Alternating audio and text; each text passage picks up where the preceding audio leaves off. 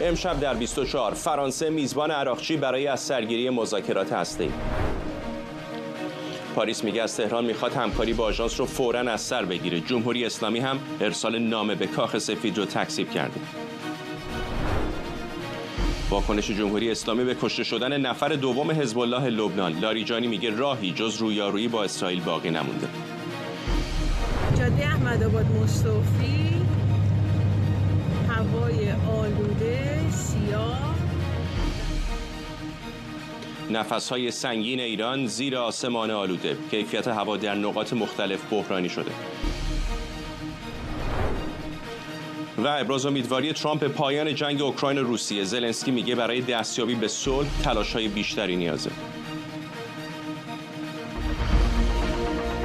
از استودیوی ایران اینترنشنال این 24 است با فرداد فرحزاد. بینندگان ایران اینترنشنال در ایران و سراسر جهان سلام و وقت بخیر. وزیران خارجه ایران و فرانسه چهارشنبه در پاریس درباره فعالیت‌های هسته‌ای جمهوری اسلامی دیدار و گفتگو می‌کنند. وزارت خارجه فرانسه میگه ژان نوئل بارو در دیدار با عباس عراقچی درباره فعالیت‌های هسته‌ای ایران، تعهدات تهران در برابر آژانس بین‌المللی انرژی اتمی و وضعیت دو شهروند فرانسوی که بعد از آزادی از زندان همچنان در ایران ماندند صحبت می‌کنند. خبر مذاکره وزیران خارجه ایران و فرانسه در پاریس در شرایطی که با وجود گذشت یک هفته بعد از ارسال نامه رئیس جمهوری ایران به ولیعهد عربستان سعودی هنوز حدس و گمان‌ها درباره محتوای این نامه ادامه داره و وزارت خارجه جمهوری اسلامی به تازگی گفته این نامه ربطی به مذاکره با واشنگتن نداشته. همکارم سمیرا قرایی از وزارت خارجه آمریکا به ما پیوسته. سمیرا، چه می‌دونیم در مورد دیدار وزرای خارجه ایران و فرانسه؟ خبری هست که از سمت فرانسوی ها منتشر شده. روز چهارشنبه قرار هست که در پاریس وزیر خارجه جمهوری اسلامی آقای عراقچی با همتای فرانسوی خودش برای دیدار بکنند. بحث تعهدات هسته جمهوری اسلامی، بازرسی ها از تأسیسات هسته جمهوری اسلامی که در جریان جنگ 12 روزه تخریب شد، اینها جزء محورهای اصلی گفتگو خواهد بود، ولی به اینها هم ختم نخواهد شد. بحث دو تا از شهروندان فرانسوی که به شکل مشروط آزاد شدند اما میدونیم که خاک ایران رو ترک نکردند، اون هم در دستور کار خواهد بود و مسیر پیش رو. فرانسوی ها در جریان زمانی که اون دوره زمانی بعد از جنگ 12 روزه و قبل از فعال شدن مکانیزم ماشه کشوری بودند که به جد از جمهوری اسلامی می‌خواستند که بره با ایالات متحده صحبت بکنه. فرانسوی ها در این میان با آمریکایی ها هم راجع به پرونده هسته جمهوری اسلامی زیاد صحبت می‌کردند. در همون حین که اینها مشغول این بودند که جمهوری اسلامی رو سوق بدن سمت ایالات متحده و مذاکره با ایالات متحده، جمهوری اسلامی و مشخصا آقای عراقچی تندترین حرفا رو علیه آقای بارو و کشور فرانسه و دیپلماسی فرانسوی، میانجیگری فرانسوی داشتش در توییتر مینوشت و الان میبینیم که قرار هست که بره با آقای بارو بشینه. زمانی که قبل اینکه مکانیزم ماشه رو فعال بکنن میگفتش آقای عراقچی در توییتر که اینها دیگه محلی از اعراب برای ما ندارن، میدونن که چقدر الان آمریکا مهمه، اینها هم میخوان خودی نشون بدن، ولی اگر مکانیزم ماشه رو فعال بکنن بدونند که دیگه برای ما هیچ اهمیتی ندارند، دیگه نمیتونن نقش میانجی رو بازی بکنند. در جریان جلسه شورای امنیت هم همین آقای عراقچی آمد گفت که اگر آمریکایی ها خیانت کردن به دیپلماسی، اروپایی ها دیپلماسی رو خاک کردند. ولی داریم میبینیم که داره میشینه با آقای بارو میخواد صحبت بکنه. بحث مذاکره با ایالات متحده یکی از مباحثی است که فرانسوی ها روز چهارشنبه مطرحش خواهند کرد و در این میان اون بحث نامه‌ای که به دست محمد بن سلمان هم رسیده همچنان در ایران داغ و جنجالی هست. از ابتدای امر این خبر از جمهوری اسلامی بیرون نیامد. این رو عربستان سعودی خبرگزاری دولتیش آمد این خبر رو منتشر کرد، گفت که رئیس سازمان حج و زیارت ایران نامه داده به وزیر کشور عربستان که اون رو بده به محمد بن سلمان. آقای کواکبیان نماینده سابق مجلس که دیروز آمد راجع به این نامه صحبت کرد، یک نکته ظریفی میگه که این نامه رو قرار بوده محمد بن سلمان ببره به آمریکا. اگر قرار بوده نامه رو به شکل فیزیکی بن سلمان ببره به ترامپ، یعنی نامه پزشکیان خطاب به دونالد ترامپ نوشته شده و نه خطاب به محمد بن سلمان. این نکته مهمی هست در جریان همه این تقلایی که الان جمهوری اسلامی داره انجام میده برای اینکه بخواد به یک نتیجه برسه، بتونه با ایالات متحده صحبت بکنه و همین که از طریق عربستان سعودی داره این کار رو انجام میده هم به ما نشون میده که به رغم ادعایی که عراقچی میکنه که من با ویتکاف به شکل مستقیم در تماسم، ایالات متحده جواب اما آثار جمهوری اسلامی رو نداده و اینها دست به دامن عربستان سعودی شدند. ممنونم از تو همکارم سمیرا قرایی از وزارت خارجه آمریکا در واشنگتن دی سی. علیرضا نامور حقیقی تحلیلگر سیاسی از تورنتو به ما پیوسته، متاسفانه هنوز ارتباطمون برقرار هست. آقای نامور حقیقی چطور می‌بینید؟ به نظر یه سری تحرکات دیپلماتیک داره صورت میگیره، همین دیدار وزرای خارجه ایران و فرانسه، بذاریم کنار نامه‌ای که به محمد بن سلمان دادن، به اضافه اینکه تعداد زیاد که بالاخره قابل توجه خبرنگاران غربی رو دیدیم این روزها در تهران رفتن، طبیعتاً یا طرف ایرانی دعوت کرده یا روادید داده، به نظر میرسه که یک سیگنال هایی دارن میفرستن. بله، با سلام خدمت شما جناب آقای فرزاد گرامی و دوست بینندگان و شنوندگان تلویزیون ایران اینترنشنال. اقدامات ایران آغاز کرده برای اینکه بتونه یک راههایی رو برای مدیریت تنش و حل مسئله آغاز کنه، ولی به هر حال چالش هایی که در گذشته وجود داشته و مسیر رو بنبست رسونده همچنان ادامه داره، به این معنی که هنوز ایران نتونست یک راه حل جدید مبتکرانه با سرعت عمل و شجاعانه انجام بده که از این لوپ بیان بیرون. بعید میدونم که نامه‌ای به آقای ترامپ داده باشن که تقاضای مذاکره مستقیم بدون پیش شرط کرده باشن، چون با سخنرانی آقای خامنه‌ای 2 روز قبلش 3 روز قبلش نمیخونه، سیاق مطالب و موضوعگیری هم این نیست. در واشنگتن هم کسی از این موضوع خبری نداده. خبر میتونه در حد همون چیزی باشه که شرق الاوسط نوشت که تقاضای ایران گفته که ما آماده قصد رویارویی و جنگ مجدد نداریم، در همین حد که ما آماده دیپلماسی هستیم، ولی به معنی مذاکره مستقیم نیست، چون به نظر نمیرسه آقای خامنه‌ای تا الان قبول کرده باشه که این کار رو انجام بده. مدیریتی هم که الان میخوان بکنن در مورد مسئله تنش، پیدا کردن دستورات کاری است که بتونن مسیر رو پیش ببرن، ولی خب آمریکایی‌ها موقعی وارد میشن که یک مذاکره جامع باشه. ایران هم فعلا تا حالا فقط در مورد هسته‌ای گفته مذاکره میکنیم، اونم به شرطی که حق غنی‌سازی و انجام اون رو به رسمیت بشناسن که اینم عملاً غیر ممکنه. اروپایی‌ها سعی دارن که این مسئله به گونه‌ای حل و فصل بشه که منجر به درگیری نشه، چون اونا میدونن اگر رابطه ایران با آژانس همچنان قطع بمونه طبیعتاً شرایط رو وخیم‌تر میکنه و امکان درگیری رو افزایش میده. علاوه بر این اگر ایران هم به غنی‌سازی دست بزنه، چه با رابطش با آژانس قطع باشه و چه دست به غنی‌سازی بزنه، قطعاً منجر به درگیری خواهد شد و اونا ترجیح میدن که این اتفاق نیفته و بتونن با یک راه حلی مثلا میانجیگرانه این موضوع رو حل و فصل کنن که این درگیری رخ نده. برای اروپایی‌ها درگیری مجدد به نفعشون نیست، چون میتونه دامنش به حوزه‌های انرژی و مسائل دیگه هم کشیده بشه که اروپا نمیخواد این تنکش‌ها در موقعی که اقتصادشون هم دچار چالش و ضعف است به اونها اصابت کنه. آقای نامور حقیقی، به این نامه اشاره کردم که به محمد بن سلمان فرستادن طرف ایرانی، حرف و حدیث سرش زیاد هست. میخوام بخشی از صحبت‌های کباکبیان، مصطفی کباکبیان نماینده مجلس رو پخش کنم که تو صحبتاش درباره نامه مسعود پزشکیان توضیح میده. آقای کباکبیان گفته این نامه با تایید علی خامنه‌ای به دونالد ترامپ ارسال شده. از طرف آقای رئیس جمهور داده شد به بن سلمان که ایشون هم بردن به آقای ترامپ و آقای ترامپ هم بلافاصله موضع‌گیری کرد و محتوای پیام چی بود؟ که ما حاضر هستیم بشینیم با هم دیگه صحبت بکنیم، نه صحبتی که از سر تسلیم باشه و اینکه شما بخواید دیکته بکنید که این باشد اون نباشد، این نباشد اون باشد، نه بشینیم ما به گفتگو رو باز میکنیم، در مسائل با هم صحبت بکنیم و خب این منتقل شد و همین سفر اخیر آقای بن سلمان. بله و البته خب با اجازه رهبری هم بوده و من فکر میکنم که تاثیرم گذاشت. آقای نامور حقیقی، فکر میکنید همین بوده مبنای حرفای آقای ترامپ که گفته طرف ایرانی میخواد به توافق برسیم؟ ببینید حتما آقای بن سلمان این پیام منتقل کرده که ایران آماده رو در روی نیست و میخواد با دیپلماسی حل کنه، ولی نه اینکه ما به ترامپ نامه نوشتن که ما میخوایم مذاکره مستقیم کنیم بدون پیش شرط وارد مذاکره مستقیم بشیم. الان ببینیم آمریکایی‌ها حاضرن مذاکره مستقیم کنن، میگن ما مذاکره مستقیم میکنیم ولی در مورد همه موضوعات میخوان وارد گفتگو بشن، نه فقط هسته. ایران نه مذاکره مستقیم قبول کرده نه مذاکره جامع رو قبول کرده. بعد الانم من هیچ نشانه‌ای نمی‌بینم که حرف آقای کاکبیان درست باشه، چون ببینید در ساید آمریکایی هم شما همچی خبری نشدید. عربستان هم که خودتون گفتید اولین بار که خبرش منتشر شد، اونم همین بحث اینو مطرح کردن که ایران تمایل به رویارویی مجدد یا درگیری نداره، ولی نگفتن که ایران از ترامپ خواسته وارد مذاکره مستقیم بشه. بنابراین آقای کاکبیان هم ممکنه خبر رو نصف نیمه شنیده. مضافه بر اینکه آقای کاکبیان سورس خیلی معتبری نیست در مورد این موضوعات.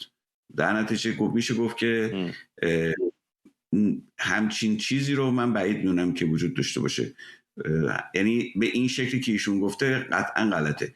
حالا خود وزارت خارجه اون نامه متضمنه، بخشش قطعا نامه متضمنه، چون نماینده حج در وزارت ارشاد داده به وزیر کشور عربستان، یه بخشش حتما متضمن مسائل مربوط به حج و روابط دو کشور بوده. ممکنه در مورد مسئله آمریکا هم به این اشاره کردن که ما قصد رویارویی مجدد نداریم، یعنی که آقای بن سلمان میتونی پیام منتقل کنه که ایران هم چیزی قصدی نداره. ولی اینکه نامه رو به شخص ترامپ نشسته باشه آقای پزشکیان، من بعید میدونم. شما ببینید آقای پزشکیان توی هواپیما که بود، پیامی که آقای خامنه‌ای داد، یعنی 3 تا پیام داد: غنیسازی به هر قیمت، حتی 60% انجام میدیم، مذاکره حتی غیر مستقیمش هم نفی کرد، و احیای مقاومت. درسته؟ این یعنی قفل کردن آقای پزشکیان برای که هر کاری بکنه در آمریکا. بعد وقت آقای پزشکیان با موافقت آقای خامنه‌ای، اونم چند روز بعد از 13 آبان که در مورد مسئله آمریکا نوشتن، گفتن آقا یه نامه بنویس به ترامپ بگو ما آماده مذاکره مستقیم. یه کمی نمیخوره به این فضای کنونی. اما طبیعتا هم لاریجانی هم پزشکیان به نظر من خودشون معتقدن باید مذاکره مستقیم کنن، مذاکره جامع کنن، ولی هنوز نتونستن آقای خامنه‌ای رو قانع کنن که این روشی است که میتونه کشور رو حفظ کنه. آقای خامنه‌ای معتقد شما هر کاری بکنید اونا، ایران، آمریکا و اسرائیل دنبال تسلیم ایرانن، بنابراین به جای اینکه هزینه در این جهت بدید، خودتون تقویت کنید، آماده درگیری باشید، چون به هر حال اونا اقدام عملیاتی میکنن. این 2 تا بینش و جهته که در حکومت داره، یعنی بین تعامل کامل و تقابل کامل. به نظر من آقای خامنه‌ای الان توی پوزیشن تقابله، یعنی دستش رو منش است، ولی اونا رفتار تعاملا دارن بحث میکنن، گفتگو میکنن، ولی هنوز نتونستن اونا رو قانع کنن. طبیعتاً بستگی داره که اولویت بندی چی باشه، چون اگر اولویت حفظ کشور، تمامیت ارضی باشه، پروژه تعامل کامل علیرغم مشکلاتی که داره به نظر من هنوزم امکان راهبرد داره، ولی روز به روز میتونه وضعیت مشکل میشه، به خصوص اگر درگیری مجدد بشه یا مثلا توافق اوکراین روسیه اگر صورت بگیره با میانجیگری آمریکا. اون موقع اون حمایت روسیه، حالا همون حمایت نیمبند که حالا حمایت هم نکردن و خیلی معتقدن از پشت خنجر زده، همون هم ممکن دیگه انجام نده، حتی ایران بذاره زیر اتوبوس. بنابراین این چالشی است که تو درون بلوک قدرت وجود داره و هنوزم به جایی نرسیده، ولی نظر غالب الان آمادگی برای تقابله. ممنونم از شما. علیرضا نامور حقیقی، تحلیلگر سیاسی از تورنتو. دبیر شورای عالی امنیت ملی ایران در واکنش به ترور هیثم علی طباطبایی، نفر دوم حزب الله لبنان، نوشته راهی جز رویارویی با اسرائیل باقی نمونده. علی لاریجانی در پیامی عربی در شبکه اکس نوشته که ماجراجویی‌های نتانیاهو نشون میده دیگه هیچ راهی جز رویارویی با این رژیم، به گفته او رژیم جعلی، باقی نمونده. اسرائیل یک شنبه در حمله هوایی به زاهیه بیروت طباطبایی رو که فرمانده کل نظامی حزب الله بود ترور کرد. محسن سازگارا، فعال سیاسی و عضو شورای مدیریت گذار از واشنگتن به ما پیوسته. آقای سازگارا، ترجمه حرف آقای لاریجانی چه است؟ آیا واقعا حرف از یک رویارویی تمام عیار با اسرائیل از طرف ایران میزنه؟ والا به نظرم این حرف آقای لاریجانی که حرفم نیست، نوشته و برای فکر کرده و آوردش روی کاغذ، 3 تا دلیل میتونه داشته باشه. دلیل اولش این است که ایشون تو سفرش به لبنان هم ناموفق بود و موضعی که رئیس جمهور لبنان گرفت که گفتن با عصبانیت کاخ رئیس جمهورم ترک کرد و حاضرم نشد دوباره ببینش، باعث شده که حزب الله لبنان که بچه جمهوری اسلامی ناامید الان و یه دلیلش به نظر من این است که میخواد به اونا بگه نه ما میزنیم انتقام میگیریم، چون کشتن این فرمانده خیلی دردشون اومده، خیلی موضوع مهمیه. دلیل دومش من فکر میکنم آقای لاریجانی این حرفا رو که مینویسه برای داخل ایران هم هست، برای داخل خود حکومت، نه مردم که سالهاست میگن نه غزه نه لبنان جانم فدای ایران، برای اینکه داخل خود حکومت به شدت مسئله دارن الان و معتقدن خامنه‌ای شکست خورده، یا اونایی که توندن میگن خب چرا کاری نمی‌کنین، مثلا اینجور دیگه میخوان چه بلایی سرتون اسرائیل بیاره که یه قدمی وردارین و کاری بکنین. و نکته سوم به نظر من آقای کسی که بخواد دعوا کنه اینجوری رجز نمیکنه، اگه جرأت داشتن با اسرائیل جنگ کنن میرفتن میکردن، اتفاقا به شدت میترسن. این رجزا و دیگه حالا میزنیم و میگیریم و این حرفا مثل کسی که شب تو کوچه خلوت راه میره و ترسش بلند بلند آواز میخونه. یه مقداری هم در واقع این رجز خوندن ها با سیلی صورت رو سرخ نگه داشتنه، وگرنه آقای لاریجانی میدونه، آدمای داخل حکومت هم خوب میدونن که و سپاهی ها میدونن به هر قیمت نمیخوان که دوباره اسرائیل حمله کنه، جنگ بشه، برای اینکه به نظر من ازشون زهر چشم گرفت اون جنگ 12 روزه. ولی اینکه به عربی نوشته چقدر ممکنه سیگنالی باشه فقط به گروه‌های نیابتی، به خصوص به خود حزب الله؟ یعنی میشه اون دلیل اول، حتما اصلی ترین دلیلش همینه، برای اینکه داخل حزب الله هم مثل داخل رژیم ایران الان مسئله پیدا شده. خب ببینید در لبنان همه دارن دست کم گروه های سنی مسیحی و حتی داخل شیعه ها میگن آقا ما این مخاصمه با اسرائیل رو بذاریم کنار، این دعواها رو بذاریم کنار و نوکری ایران رو بذاریم کنار، زندگیمون رو بکنیم. چون الان دولت لبنان هم دائما میگه من میخوام خلع سلاح بکنم و با صلح و آرامش کنار هم باشیم. به همین دلیل این قطعا اولین دلیلی که عرض کردم این میخواد که یه مقداری دل بده به حزب الله، اعضاش بالاخره 60,000 یه موقع عضو داشت، حالا الان نمیدونم چقدر، که نه ما پشتتونیم وایستادیم و اون چیزی که به اصطلاح میگن محور مقاومت محکم وایستاده، نمیدونم سر جاشه، ولی خودشون هم میدونن این حنا رنگ نداره، این چوب شکسته و با سیلی هم نمیشه اینجوری صورت و سرخ نگه داشت. ولی کاملا هم نابود نشده دیگه حزب الله و الان ببینید نزدیک 5 ماه از جنگ گذشته، بالاخره ایران بخش از توانش رو بازیاب کرده، میشه حدس زد که گروه‌های نیابتیش هم تا اندازه‌ای همینطور. به نظر میرسید که در یک دوره به خصوص در تابستان اسرائیل دیگه کامل دست بالا رو داشت. فکر میکنید با این فرصت خریدن چند ماهه چقدر ایران تونسته هم نیروهای خودش رو هم نیروهای نیابتیش رو تقویت کنه؟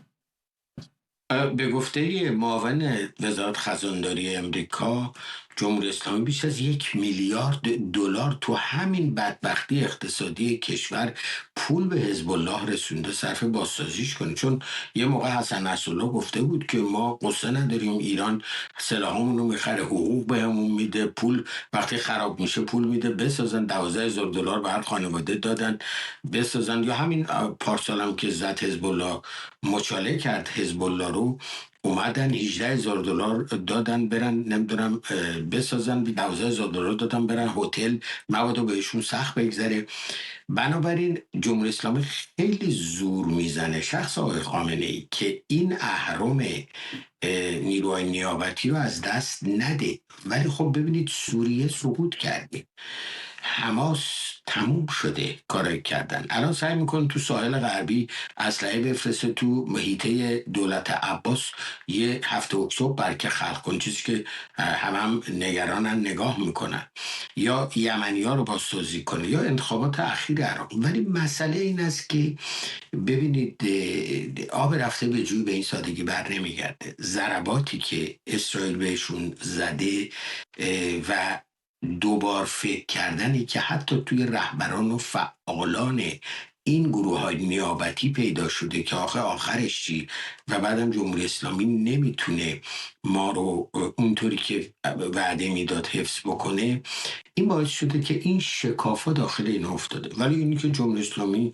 نشون داده آقای خامنه‌ای نمیخواد برگرده، توبه مرگه، نمیخواد بیاد بگه آقا من این محو اسرائیل از رومیز ورداشتم، اصلا میریم مثل آدمیزاد تو اون منطقه زندگی میکنیم و همون شرارت‌های سابق رو داره ادامه میده. خب نشون میده که جمهوری اسلامی دست بر نداشته، بالاخره در یه درصدهایی هم توفیق داره، از جمله در قاچاق مواد مخدر و ساختن کاپتاگون و اینا که باز هم در گزارش‌های مطبوعات غربی و مسئولین غربی بود که به شدت این کار رو داره سعی میکنه بعد از ضربه‌ای که در سوریه خورده بازسازی کنه برای هم درآمد هم ساختاری که دوره این قاچاق تولید مواد مخدر داره.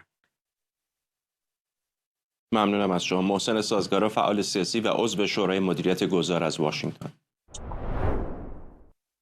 با وجود تعطیلی در ایران، آلودگی هوا در بسیاری از شهرهای کشور به سطح ناسالم و خطرناک رسیده. در تهران شاخص کیفیت هوا به وضعیت قرمز رسیده و شرکت کنترل کیفیت هوا به همه شهروندان توصیه کرده از رفت و آمد غیر ضروری در فضای باز خودداری کنند. سازمان هواشناسی هشدار داده اگر منابع آلاینده ثابت و متحرک مهار نشن، آلودگی در مناطق صنعتی و پرتردد به آستانه خطرناک میرسه.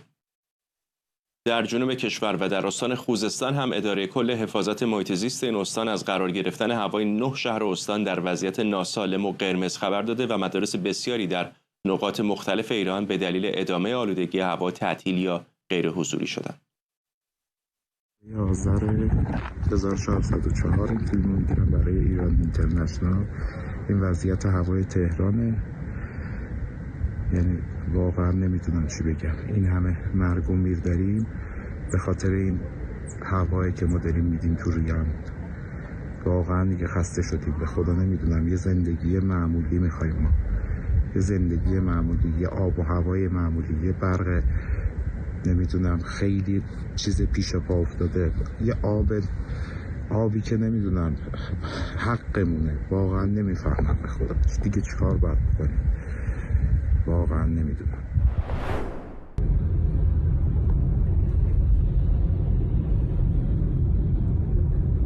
هوای تبریز 3 آذر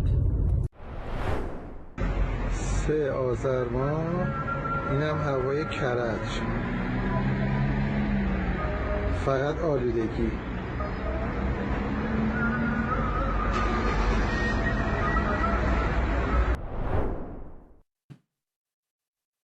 ناصر کرمی، اقلیم شناس و کارشناس محیط زیست از اسلو به ما پیوسته. آقای کرمی، چه هست دلیل اصلی این آلودگی گسترده در ایران الان؟ درود جناب فرزاد. من ابتدا اجازه بدید یک آماری رو خدمتتون عرض بکنم. مطابق آنچه که دولت ایران رسما به سازمان جهانی بهداشت اعلام کرده بود، کل آمار کشتگان ایران در دوره کرونا، یعنی به واسطه کرونا کشتگان کرونا در ایران 146,000 نفر بود. این رسما توی آمار سازمان جهانی بهداشت ثبت شده. از طرف دیگه چند ماه پیش باز دولت جمهوری اسلامی اینو اعلام کرد. دولت جمهوری اسلامی، نه اینکه بگیم از بیرون یا حدس باشه یا گمان باشه، گزارش رسمی وزارت بهداشت است که تعداد کشتگان سالانه آلودگی هوا در ایران 59,000 نفره. یعنی تقریبا آلودگی هوا هر 2 سال 1 سال کرونایی رو در ایران داره ایجاد میکنه که بسیار آمار وحشتناکه. یعنی شما میدونید که مثلا کرونا چقدر التهاب و ترس و اینها برانگیخته بود، ولی متاسفانه آلودگی هوا آن توجه رو بر نمیانگیزه، در حالی که عرض کردم هر 2 سال آلودگی هوا 1 سال کرونا است. این نشون میده که ابعاد این فاجعه چقدر زیاده. اما در پاسخ به سوال شما، عوامل متعددی، یعنی شما امروز ببینید این کلان شهرهایی که اعلام شده، تهران، رشت، تبریز، اصفهان، مشهد، خوزستان، اینها در یک جغرافیاهای بسیار متفاوتی هستند. یعنی مناطقی که اصلا تحت تاثیر، مثلا مشهد تحت تاثیر پرفشار سیبری، این تحت تاثیر پرفشار مثلا از آفریقا میاد، از اقلیم‌های متفاوت با ارتفاع متفاوت، ارتفاع این شهرها خیلی متفاوته، ولی همشون آلوده هستن.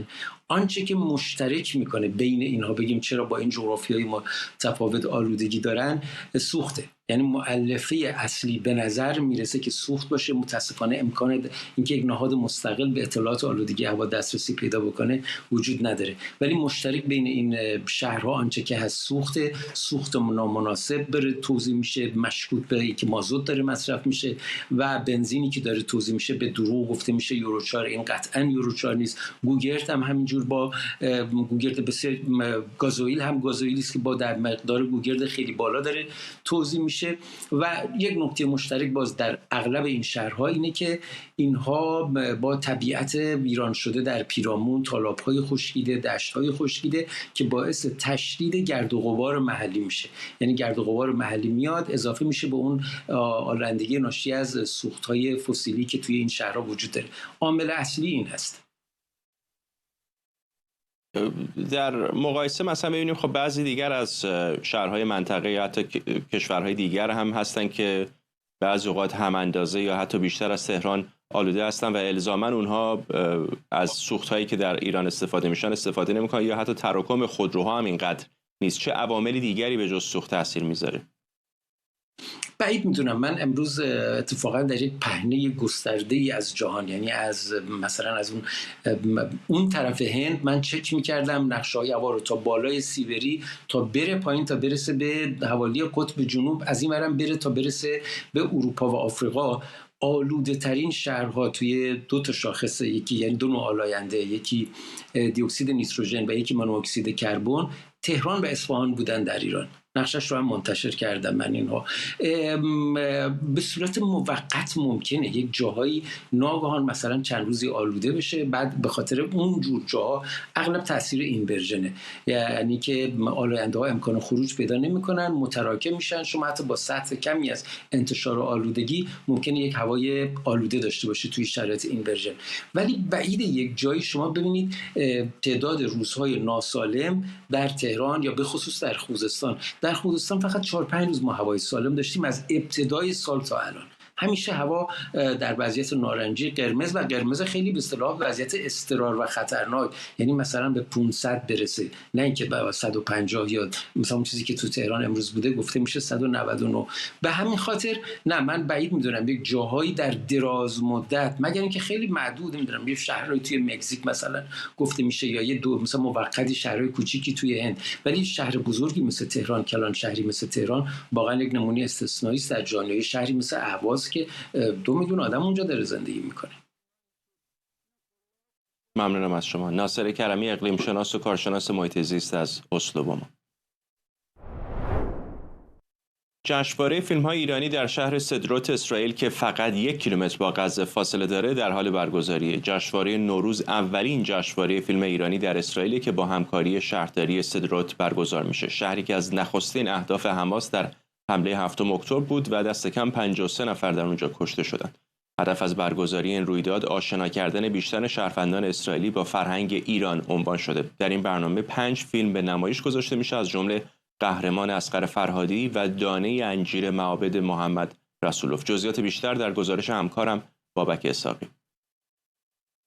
برای نخستین بار فستیوالی از فیلم‌های فارسی در اسرائیل به نمایش در اومد و این فستیوال اتفاقاً در شهر ازدرود، شهری که در 7 اکتبر بسیاری از شهروندان اون در حمله حماس کشته شدن برگزار میشه. به خاطر این هم هستش که یک پیامی را تلاش میکنه که شهردار ازدرود برای دنیا بفرسته و اون این هستش که این شهر همچنان زنده هستش. برای همین هم فستیوال فیلم های فارسی به نام نوروز نامگذاری شده. در این فیلم هایی که در اسرائیل، فرانسه و همچنین کارگردانان ایرانی مانند محسن مخمل باف و همچنین فرهادی اون را ساختن به نمایش در میاد. یکی از فیلم هایی که بسیار مورد توجه قرار گرفت فیلمی هستش که در اون گلشیفته فراهانی بازی کرده. دیدن لولیتا در تهران هستش که در خود اسرائیل هم بسیار بیننده داشت. در کنار اون برخی از ایرانیان مشهور که در داخل اسرائیل زندگی میکنن هم به اینجا اومدن و این ایرانیان جوایزی را در رابطه با کارهای فرهنگیشون در اسرائیل دریافت کردن. یکی از اونها ریتا، خواننده مشهور اسرائیلی بود که امروز در این برنامه حضور پیدا کرد. جشنواره نوروز 2 روز به طول خواهد انجامید و فیلم ها و همچنین موسیقی های بسیاری در اون به اجرا گذاشته خواهد شد. بابک اسحاقی، اسرائیل.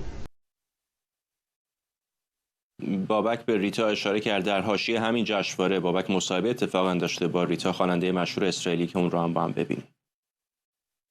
در کنار شاید مشهورترین هنرمند ایرانی تبار اسرائیل خانم ریتا جهانفروز هستیم که امروز به فستیوال فیلم ها و فرهنگ ایران در سدرات اومدن. امروز چه احساسی داری که اینجا هستی؟ من خیلی خوشحالم برای اینکه تو این فستیوال فرهنگ ایران و اسرائیل رو با هم میکنیم. من سالها از وقتی که خواننده هستم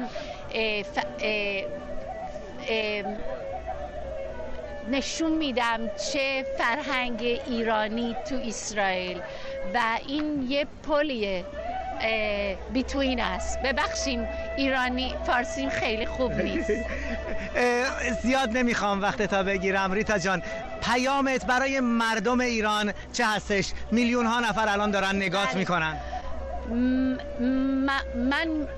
ما همه میدونیم که ما همه را دوست داریم و میخوایم تو صلح و خوبی زندگی بکنیم و I hope که بتونیم با هم خوب باشیم و منم میخوام بیام ایران یک کنسرت خوبی بدم. پس I'm waiting for the peace, hopefully.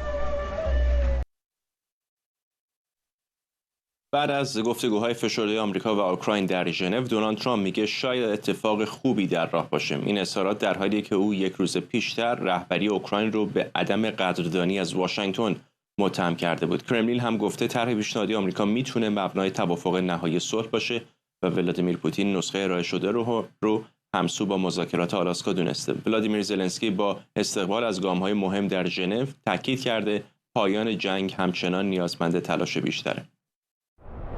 مرضیه حسینی خبرنگارمون از کنگره به ما پیوسته. مرضیه، علیرغم استقبال ضمنی فدراسیون روسیه به نظر میرسه که اختلافات هنوز بسیار زیاد هست و آقای زلنسکی شاید چندان تمایلی به توافق این چنینی نداشته باشه هنوز. همینطوره فرداد. ما تا به اینجای کار در مورد 2 طرح داریم صحبت میکنیم. طرح اولیه طرحی بود که آقای ترامپ فرستاد به ژنو و این مذاکرات بر سر اون صورت گرفت و طرحی که فعلا روی میز هست که گفته میشه 19 بند هست، به مراتب کمتر از طرح 28 بندی که توسط آقای ترامپ و تیمش تنظیم شده بودن. تا اینجای کار گفته شده که بر این طرحی که الان روی میز هست توافقات در بخش‌های اساسی صورت گرفته، اما هنوز مشخص نیست در خصوص الحاق زمین‌های اوکراین روسیه طرفین باید تصمیم گیری کنن، یعنی به صورت زبانی بین آقای ترامپ و آقای زلنسکی باید این مذاکرات صورت بگیره و در طرح چیزی گنجانده نشده. به خاطر همین هم هست که مقام‌های اروپایی انتقاد کردن و گفتن هنوز سوالات هستی حل نشده. اما تا به اینجای کار انتقادات بسیار زیادی اینجا خصوصا در کنگره متوجه تمام این جریانی هست که در 3 روز گذشته در بین این مذاکرات در جریان بوده. خصوصا قانونگذاران آمریکا به شدت ازش انتقاد کردند. چرا اون طرح اولیه‌ای که آقای ترامپ بند نظرش بود مشخصاً از چه جهت، از چندین جهت مخالف منافع اوکراین بود. اولش این بود که ارتش اوکراین رو بر اساس برخی از گزارش‌ها تا 600,000 نفر کاهش میداد و در خصوص الحاق زمین‌های اوکراین به روسیه هم گفته شده که به مراتب بیشتر از مناطق 4گانه قرار بوده که به روسیه الحاق بشه. در نتیجه قانونگذاران آمریکا میگفتن این بیش از این که درخواست دولت آمریکا باشه، بیشتر مثل لیست آرزوهای آقای پوتین هست که از زبان آقای ترامپ داره نقل قول میشه و به شدت باهاش مخالفت کردن. آقای سناتور بازیگروها هم توییت زد و تاکید کرد که اگر چنین طرحی هم قرار هست مبنای مذاکراتی باشه باید از مجرای کنگره آمریکا بگذره تا برای ما قبول باشه. اما چطور این طرح به دست اومده؟ گزارش آکسیوس گزارش امروز منتشر کرده، گزارش جالبی هست. میگه وقتی که آقای ویتکوف و آقای کوشنر بعد از مذاکرات صلح غزه داشتن تو هواپیما برمیگشتن میامی، مثل خیلی خوشحال بودن، گفتن بیا همین کاری که اینجا کردیم رو در مورد اوکراین هم بکنیم، یعنی طرحو بنویسیم ببریم بذاریم روی میز، بالاخره اونا قبول میکنن. و میگه بعدش هم 2 روز بعد یک شامی خوردن با نماینده آقای پوتین در آمریکا و بعد از اون هم 2 روز در خانه آقای ویتکوف در میامی نشستن، این طرح 28 بندی رو تنظیم کردن و بعدش زنگ زدن تلفنی با آقای زلنسکی، فقط این طرح رو برای آقای زلنسکی خوندن. گویا این اطلاعاتی هست که در آکسیوس درج شده. زلنسکی اول موافقت کرده اما بعداً مثل که متوجه جزئیات این طرح شده و به شدت انتقاد کرده. اما خوبیش این بوده که در این مذاکراتی که صورت گرفته که آقای مارکو روبیو هم در اون حاضر بود، حداقل یک چارچوب تهیه شده و گفته شده که نگرانی‌های اوکراین رو هم در اون درج کردن. اما به طور کلی طرحی است که مسکو خیلی خوشحال هست و به نظر میرسه که همونطور که قانونگذاران آمریکا میگن منافع روسیه رو تا بخش بسیار زیادی تأمین میکنه. اما اروپایی ها ناراحت هستن. بلافاصله کشورهای آلمان، بریتانیا و فرانسه یک طرح موازی رو تدوین کردن که در این طرح موازی تدوین شده توسط اروپایی ها یک بندی که آقای ترامپ خواهانش هست، یعنی عدم الحاق اوکراین به ناتو، حذف شده و گفته شده در این مورد باید تصمیم گیری صورت بگیره و نباید به عنوان یک قانون اساسی در این طرح ضمیمه بشه. حالا اختلاف نظرها زیاد هست. فعلا 2 تا طرح روی میز هست، هم طرح آقای ترامپ هم طرح اروپایی ها. کرملین همین ساعتی پیشتر اعلام کرد که طرح اروپایی ها به هیچ عنوان قبول نداره. باید دید که در روزهای آینده چه رخ خواهد داد. اگرچه آقای ترامپ ضرب العجل پنجشنبه یعنی روز تانکسگیوینگ رو در ابتدا تعیین کرده بود، اما آقای مارکو روبیو یک مقدار تلطیف کرد و گفت ما شاید بعد از پنجشنبه یعنی روز تانکسگیوینگ هم به این مذاکرات ادامه بدیم. ممنونم از تو. مرضیه حسینی، خبرنگارمون در کنگره آمریکا. رضا گوهرزاد، روزنامه‌نگار و تحلیلگر سیاسی هم از ایرواین کالیفرنیا، به ما پیوسته. آقای گوهرزاد، این الان چندمین بار هستش که تا آستانه امید یک توافق میرند و خیلی به نتیجه نمیرسن، اما در ظاهر به نظر میرسه که شبیه توافق‌های قدرت‌های اروپایی در قرن 19 هست، چون خیلی اوکراینی‌ها رو بازی نگرفتن در این وسط. درود من بر شما و سپاس از دعوت به برنامه.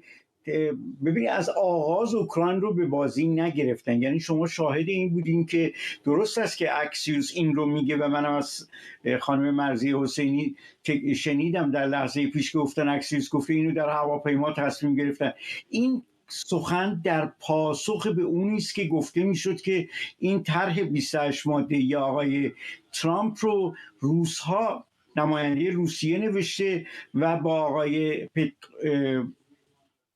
پشکوف و پتکاف با همدیگه توافق دارن روی این و به این ترتیب است که درست میفرمایید اوکراین بازی گرفته نشده. در سخت‌ترین دوران اوکراین، یعنی چه از نظر سیاسی که آقای ترامپ به آقای زلنسکی میگه اصلا شما آدم قدردانی نیستی، لباستو رو عوض کن، از این چیزها، فشاری که به اوکراین میاد برابر است با این چیزی که میبینیم در درون خاک اوکراین. فساد به جایی میرسه که مخالفان آقای زلنسکی میان میگن که اصلا ایشون باید کنارگیری کنه و این زمزمه های هر گونه کنار آمدن با این طرح‌ها در اوکراین شنیده میشه. طبیعی است، درست میفرمایید، اوکراین معنایی نداره. حتی در طرح اروپا هم اونها به این مسئله میاندیشن که چگونه آبروی اروپا حفظ بشه، اروپا درگیر این نباشه که یک کشور دیگر رو روسیه مورد حمله قرار بده. و اونجایی هم که میگن که ناتو باید برن بررسی بشه و قرار ندادن در اونجا، یعنی خروج از ناتو رو در اصل اروپایی‌ها به عنوان کسانی که سهم بیشتری از نظر سیاسی و نظامی در ناتو به خودشون اختصاص دادن، فکر میکنن که خب نمیشه بر اساس مقررات ناتو حرکت کرد. ناتو در چند ماه آینده جلسه‌ای تشکیل خواهد داد و بر اساس اون جلسه تصمیم میگیره که چه کسی باشد و یا چه کسی نباشد و تازه اونم در صورتیه که اوکراین درخواست خروج از، یعنی بخواد درخواستش رو خارج کنه از موضوع روس. حدود 1 دقیقه فرصت آقای گوهرزاد، این پیام یعنی دو پیام متفاوت از اروپا و آمریکا چه معنایی داره؟ چرا اروپایی‌ها طرحی جدا دادن بدون حضور آمریکا؟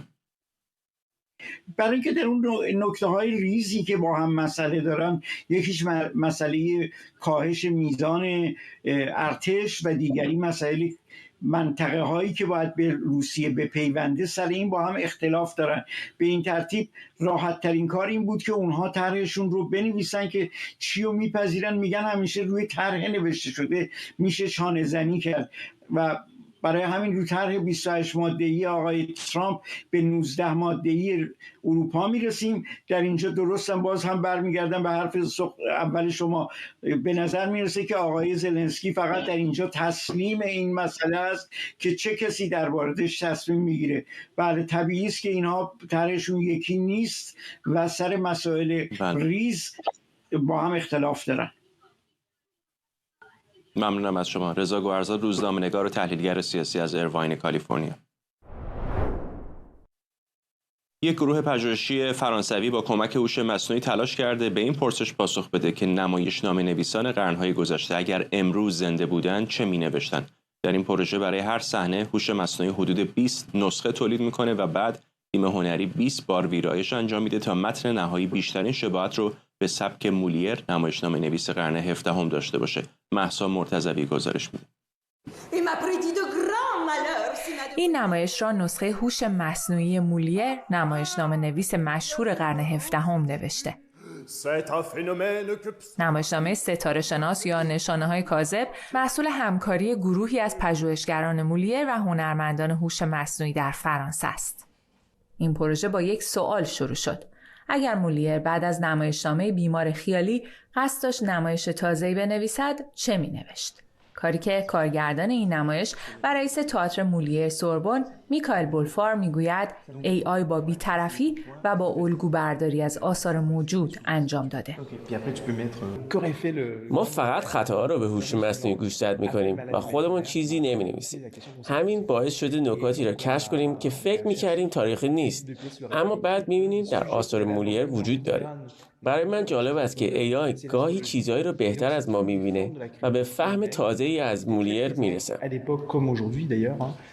این پروژه از سال 2023 با استفاده از هوش مصنوعی فرانسوی میسترال آغاز شد. هوش مصنوعی با آثار مولیر، کتابخانه‌های شخصی او و اسناد تاریخی آموزش دید تا زبان، طنز و ساختار نمایشی او را تقلید کند. هوگو کاسلس دورپه، محقق و هنرمند هوش مصنوعی میگوید زمانی که این پروژه آغاز شد مطمئن نبودند که اثر قابل قبولی خلق خواهد شد یا نه. این ترکیب هوش مصنوعی و مولیر در این پروژه جواب داده، اما همیشه نمیتوان هر شخصیت تاریخی رو با AI زنده کرد. باید پرسید اصلا ارزشش رو دارد یا نه و چرا باید انجام بشه. اما هوش مصنوعی همیشه هم باهوش نیست. این لباس قورباغه‌ای نتیجه برداشت غلط AI از سبک دوخت کنف‌دوزی است که عبارت انگلیسی آن فراگینگ است. با این حال دلفین دسنوس، طراح لباس تئاتر مولیر سوربن میگوید دقت هوش مصنوعی در جزئیات فوق‌العاده است. در طرح‌های هوش مصنوعی رد واضحی از سبک آندره گیسی دیده می‌شود. او الگوهای تکراری در تزیینات داشت و هوش مصنوعی همانها را باز تولید کرده. از نظر زیبایی شناسی این خیلی قدرتمند است، چون جزئیات و سبک‌ها را با سرعت و دقت تحلیل می‌کند. ستاره شناس یا نشانه‌های کاذب قرار است در کاخ ورسای، همون جایی که لویی 14 نمایش‌های مولیر را تماشا می‌کرد، در ماه می 2026 روی صحنه برود. مهسا مرتضوی.